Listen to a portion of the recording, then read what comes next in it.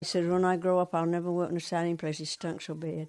And I end up there. All but one of my children worked in the sardine cannery and made them work there. Oh, we have worked some long hours. Yep. Sometimes we had to work to finish up on fish, and we've worked from 6 o'clock until past 7 o'clock at night. When I come home from Korea, right over there, when I get home, I took a month off, and my father told me I've had a long enough vacation. Time to go to work, he said. Old ways live in the memories of those who practiced them and lived them.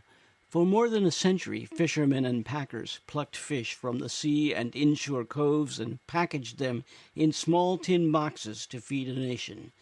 Once there were as many as 75 canneries up and down the coast of Maine. Back in the late 20s, 30s, clear through probably until, probably early 40s.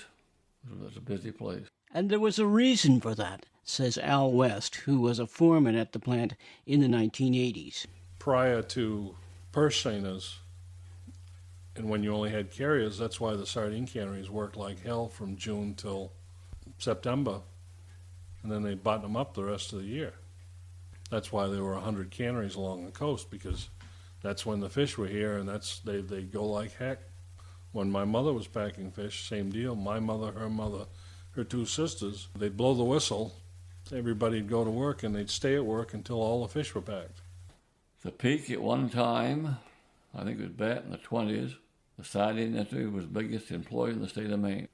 And I think it's somewhere around 12,000 people they employed. During my lifetime, probably, I believe there's somewhere around 60 plants up and down the coast that I can remember. The Stinson Cannery at Prospect Harbor began operating under the Stinson name in 1927. After being idle for approximately 30 years, it was purchased by Calvin Stinson. Calvin's father, John, immigrated to the U.S. from Grand Manan in Canada and traveled the coast with Calvin, buying lobster before Calvin bought the sardine plant.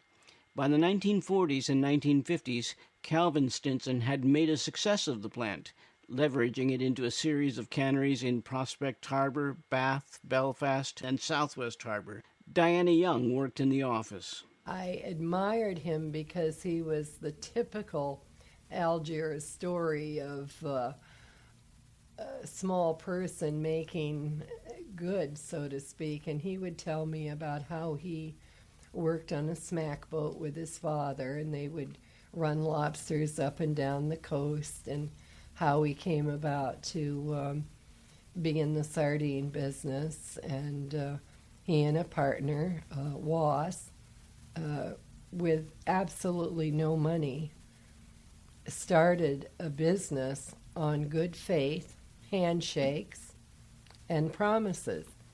And I asked him how that happened, and he was very hesitant at first, and then he was trying to explain to me that during the war, the canned sardines were a very important part of the mess kits for the servicemen. The respect he had from everyone, every coastal village, the state of Maine, the awards, the honors. And affectionate stories are still told about Calvin Stinson, giving him an almost legendary status.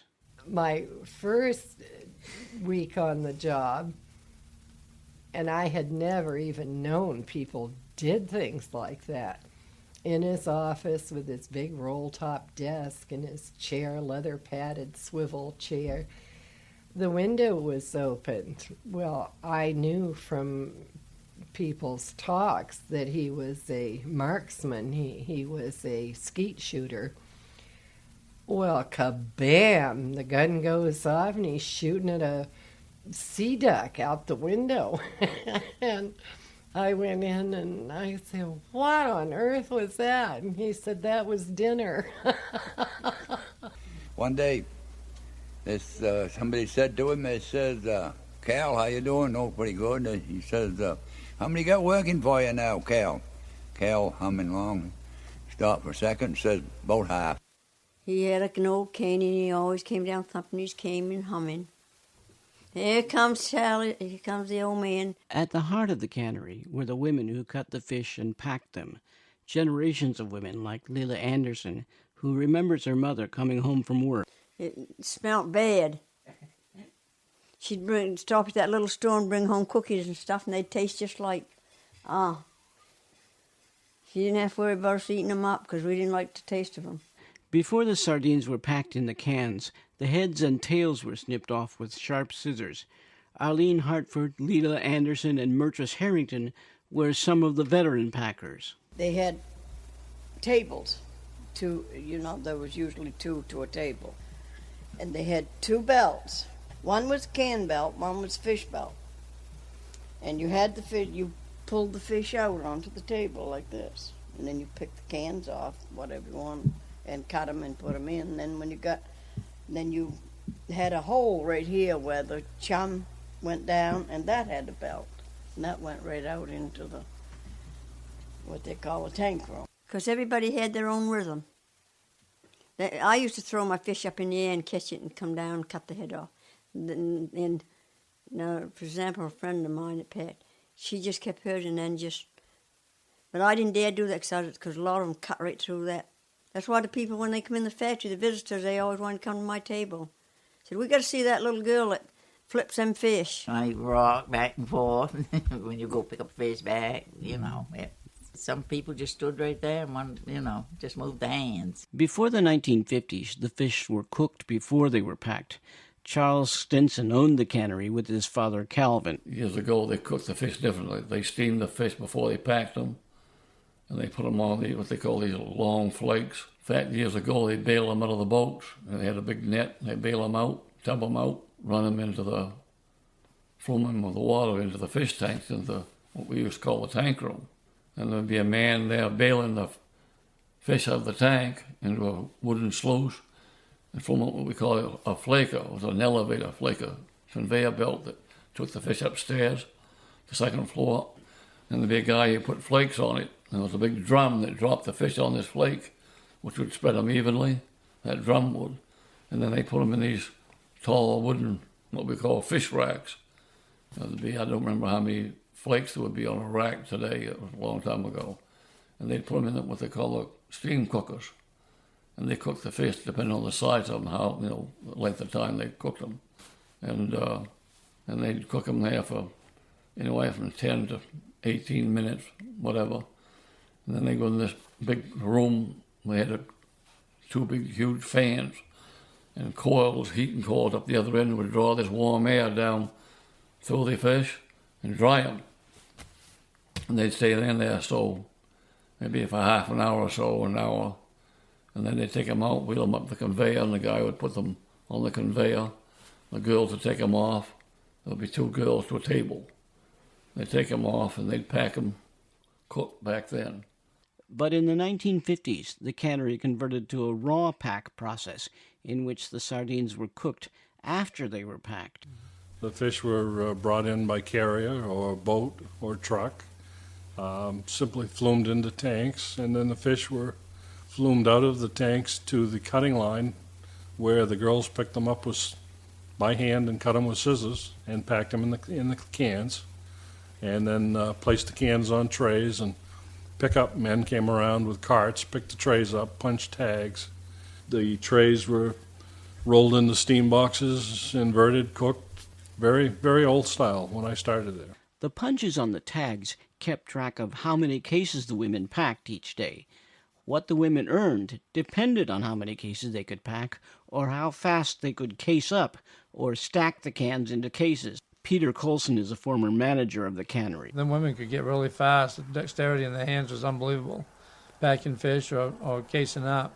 But they'd take that can, put a key on it, slide it in the box, do both ends and slide it into the case. One of my jobs when I was a kid would help the women down there put the key on the can, and then they'd slide the can in a smaller box, and then put that box in a bigger box, and it'd be 50 to a case. Before refrigeration was practical, the working hours depended on when the fish could be caught and when the sardine carriers could deliver the fish to the plant. That meant the packers had to know when to come to work and they had to work until the boatload of fish was all in the cans. Before there was a reliable phone system in the community, that meant the plant managers and the packers had to rely on the factory whistle. The whistle would go off, and everybody through word of mouth or the whistles would know, and that could be 5 o'clock in the morning, 4 o'clock in the morning, or it could be 9 o'clock at night whenever the fish came to the dock. But when telephones arrived, the whistle was replaced by phone trees. Willard Colson is a former manager of the plant. If we anticipated having work at 7 o'clock in the morning, and it was the day that we knew that there was going to be work at 7 o'clock in the morning, we called all of our packers that had telephones and told them to be ready, that I'd be there in the morning to pick them up, so that they get to the factory at 7 o'clock. Sometimes if it happened in the middle of the night that we brought a boat in, then we'd call them sometimes in the middle of the night. They had ladies that called us. They had one in this area and one down east. Millbridge, Harrington, Lubeck, all in place. People came Glenfarris, Jonesport, Harrington, Lubeck. Elaine Lowell was one of the women who made those phone calls. I had to call all of the packers and let them know. I start at 4 o'clock in the morning. The employees of the cannery came from all over the region, and during the Depression, there was little money for automobiles or gasoline. During World War II, both gasoline and rubber for tires were rationed. The cannery solved the transportation problem with buses. Willard Colson, who eventually became a manager, drove one of the buses as one of his first jobs at the plant. After a while, I got to driving a bus. So that meant that I picked up my people with the bus at 5:30 in the morning. I get down, and at night, 9 o'clock, I'd load them back into the bus, and that'd be a couple more hours until I got back home. But that meant I was beating the depression, so to speak. I was making more money that way. I enjoyed doing it. When I first went to work there, prior to having a bus, and after I had taken the woman's car down, when she got through working, then I wanted to stay working, so I used my own car. I had a small car with a rumble seat, and I'd take 2 women in front and 1 person, 2 persons in the rumble seat, and went down. And we were expanding the factory, but we didn't have enough people, enough women to work them. So I asked them if they'd buy me a bus, and they did. And then after a while, we had 3 buses go to different towns. I remember one night my aunt, she went to where the bus come along, and I got on the bus, and there she was sitting with a nightcap on. They wore them cotton hats in them days, starched cap, hat. She had a nightdress on and a chamber mug. She had that, and she took it right down to the factory. And she nightdress, because it was so late we was going to work. She said, well, I might as well take all my stuff right with me. Many of the workers at the cannery remember it as a community where relationships were built, and there was usually good humor. The laughter and the joking and the going back and forth, and some of the ladies were very salty in their humor, and some of the younger men, especially sons of the owners or son-in-laws, had quite a challenge to overcome with 120 ladies. The younger people did not know how to take that kind of ribbing, which was, to say the least, on the very bawdy side. Oh, some of the girls did some awful things to their bosses. My sister worked there too, my oldest sister. She and another friend, they took the boss down, Pearlie McNutty's name was, and they nailed his necktie to the floor. One of our foremen had an advancement, and he figured, I guess, that if he gone up a little higher, he could wear a necktie. So he did. He came to work this morning all dressed up with his necktie. One of the women took him down on the middle of the floor and nailed his necktie to the floor, and he couldn't get up. The cannery was a community. The girls would come to work. They'd go to work an hour and a half before they had to go to work just so they could sit and visit. They were all good friends, and they'd been there forever, or it seemed like forever. Along with other changes through the 20th century, the look of the community has changed. A lot of houses back years ago was tea cabin houses. And they used to have camps down here, cottages. Had several, we had 8, 10, 15 of those things up and down the points there. People lived in them, stayed there year round, worked in the plant. And they come down from down east somewhere. Most of them did, come from Beals Island, Jonesport. And they worked, the wives worked in the factory and the husbands went fishing. Stinson says it was a quiet town, but Saturday nights were sometimes an exception. Oh, we always had our share of people drinking too much at night, Saturday nights. That was always a riot. Some of them go start drinking Friday night and they wouldn't sober up till Sunday. And in the 1940s, during World War II, he says, things were more serious. The cannery made its own contribution to the war effort. Oh yeah, we shipped a lot of them to the military. In fact, we used to get letters from some of the soldiers that lived in Maine. Says how nice it was to eat something from my home state of Maine, Beach Cliff sardines. He said they were some good. So we used to get letters from them once in a while, telling them, that how they enjoyed getting some food from the home. Cal Stinson's story, told to Diana Young, explained how, during the war, many transactions were done on an IOU basis. He and his partner put in a bid for trainloads of canned sardines. Now, mind you, they had never paid the women for working to pack them. They had never paid. Everybody did it on an IOU basis. The sardines were taken to Sullivan, where the railhead was, loaded into, I think he told me, 4 box carts. There were that many sardines, shipped to New York. And when he got the check from the government for those, he paid back every single IOU. All of those cages had to have a metal strap on them before they were shipped into the government. A wire strap that goes around to keep it from breaking open, because they were going to be handled a lot of times before they got to where their destination was. So that was just to reinforce them. World War II affected the cannery in other ways as well. World War II? It was quiet because a lot of the younger fellas had gone to war. And I think people was a little more serious and paid more attention to the work. They knew we was fighting a war, and whatever we did was helping the soldiers out. So they kind of had the attitude of, the more we can do, the more we can help out the soldiers, the better. I remember they had the curtains down too, had like blackouts during the war. The old factory, you could look out onto the water. In the sardine plant, we took a piece of that plant that we processed mussels. We just go down the shores and buy mussels.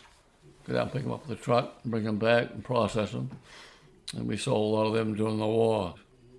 Because everybody had rations, Food was rationing, gasoline was, tires was. Because people didn't go that much back in those days. An important part of the cannery operation was the manufacture of the cans themselves. Started out with tin cans back in the early days, and then they went to aluminum back in the early 60s, right? And then they invented different types of pull tabs and ring tabs and different style of ring tabs, and that's what they're using today is a ring tab on the can. The cannery began manufacturing its own cans in the 1950s, while it packed a variety of labels with a variety of sauces. Beach Cliff was our main brand. They have a lighthouse on it. And then a picture of some of them, we have a picture of sardines on them, and some of them would have a picture of a lighthouse, like this one over here or something, to indicate the state of Maine and the shore, and show a picture of the seashore, the picture of the water on them, and different designs, different things. Neptune was our smaller fish. That was a higher price can, was a Neptune brand. But we had Beach Cliff, we had Possum that would sell down south. We had Billow, we had Sea Lion, we had Commander. They made ketchup sauce. It made it, well, it looked like ketchup. Hot sauce, Louisiana hot sauce. Hot peppers, chilies. They done a lot of different sauces because a lot of people went for that. They liked the hot chilies. I think that was one of their biggest sellers. You'd have oil, mustard, tomato, green chilies with soybean oil, You would have some kippers that you'd take out of you get sliced fillets off the big fish and put those into the can with the smoked oil, and you'd have that brand. Arlene Hartford says it was the mustard that sold the best. Much of the mustard that was used came from Ray's Mustard Factory in Eastport. Before automation, it was added to the cans by hand.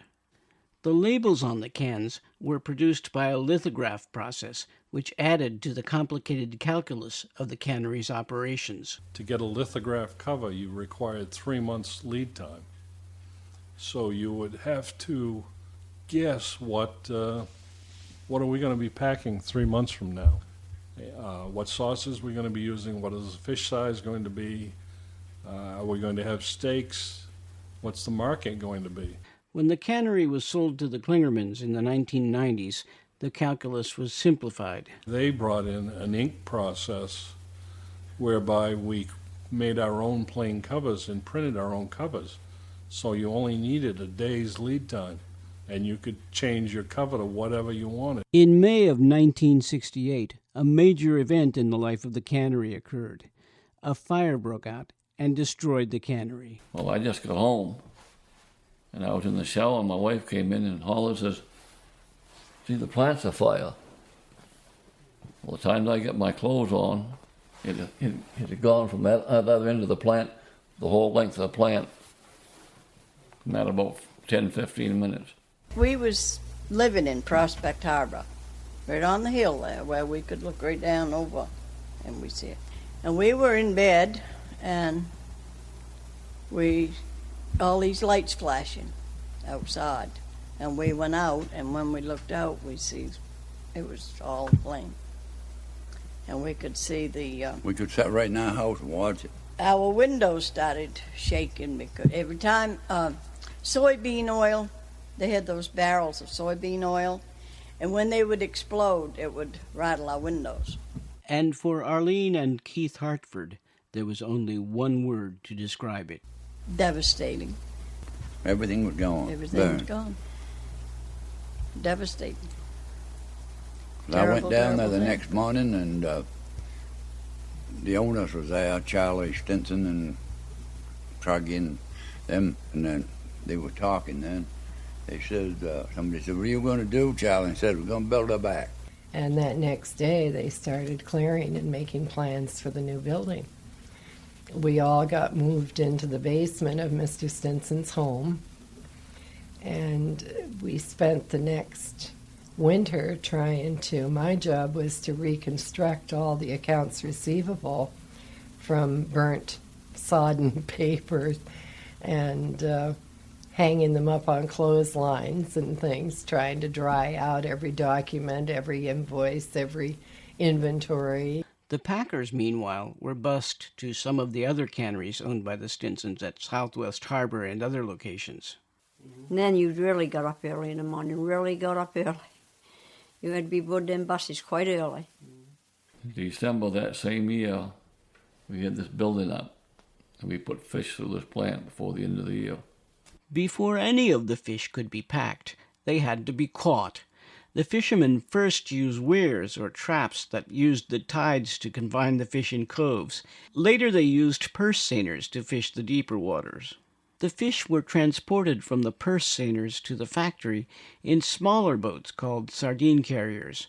A fleet of such carriers brought fish to the cannery. All of those boats were named for the Stinson's children, Mr. Stinson's children.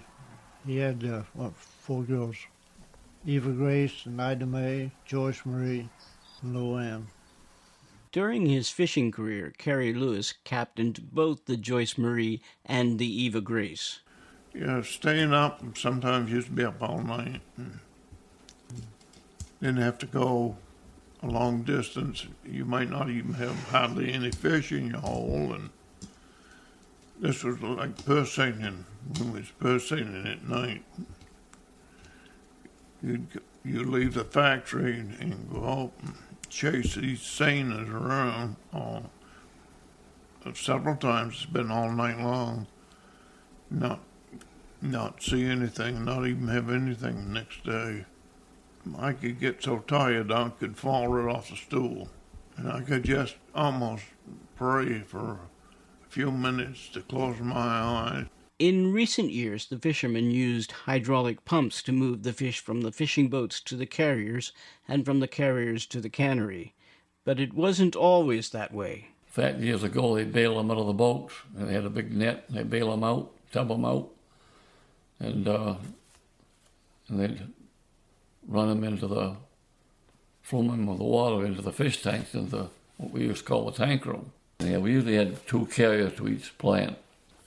And then, because when we get into purse seining, then the purse seiners would haul fish too, as well as the carriers. So we had 4 or 5 purse seiners, and we had 2 carriers to each plant. So we had probably 10, 12 boats. But the sardine carriers are no longer bringing fish to the factory. The cannery closed its doors in April of 2010. We knew it would close. The packers all knew it would close just as soon as it was sold. Said one of these days there's going to be a padlock on the door. Sure enough, it became the padlock one day. It was sad. We knew we weren't going to be able to go back to work. It was sad. And After you watch 130 people lose their jobs, it wasn't fun. It was pretty sad. There was a lot of tears shed that day. I never thought I'd see the day it would close, to be honest about it.